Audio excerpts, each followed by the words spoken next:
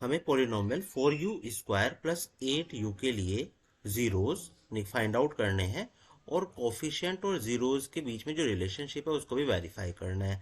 तो सबसे पहले आप जो आपको पोलिनोमियल गिवन है उसको जीरो के इक्वल आप पुट करेंगे और यहाँ पर देखेंगे कि टू टर्म्स अवेलेबल हैं जिसमें हमारा 4u कॉमन देखने के लिए मिलता है।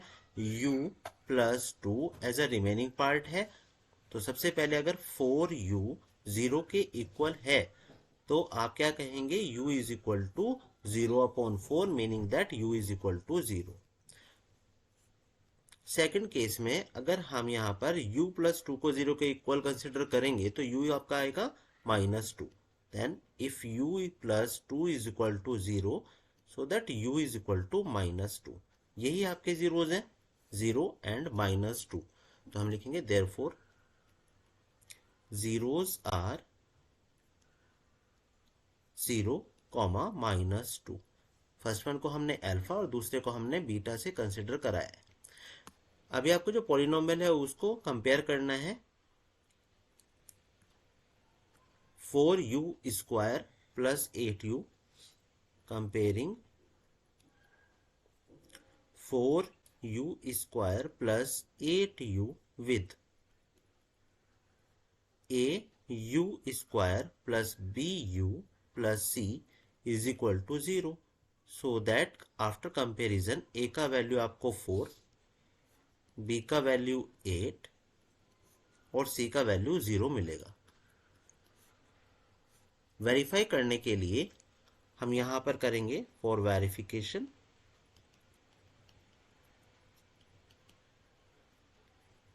सम of zeros is equal to -b upon a। तो लेफ्ट हैंड साइड लेंगे हम अल्फा प्लस बीटा। यहाँ पे सम ऑफ जीरोज में हमारे पास सम ऑफ जीरोज है तो हम यहाँ पे कर रहे हैं alpha plus beta is equal to -b upon a। तो लेफ्ट हैंड साइड में हमने सबसे पहले किसको लिया है, अल्फा और बीटा को। तो हमारे पास जीरोज जो आए थे अल्फा बीटा के लिए, एक तो 0 था और एक -2 था।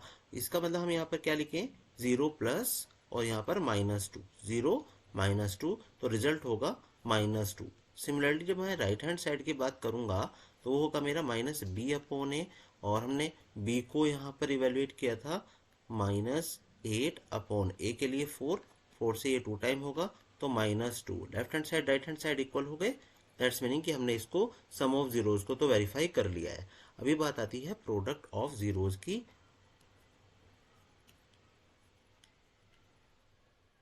जो होगा आपका alpha into beta is equal to c upon a।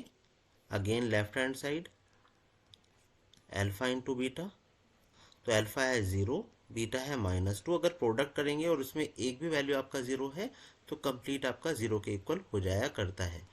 Right hand side लेते हैं c अपॉन a। c का वैल्यू यहाँ पर हमारा 0 था और a 4 है, 0/4।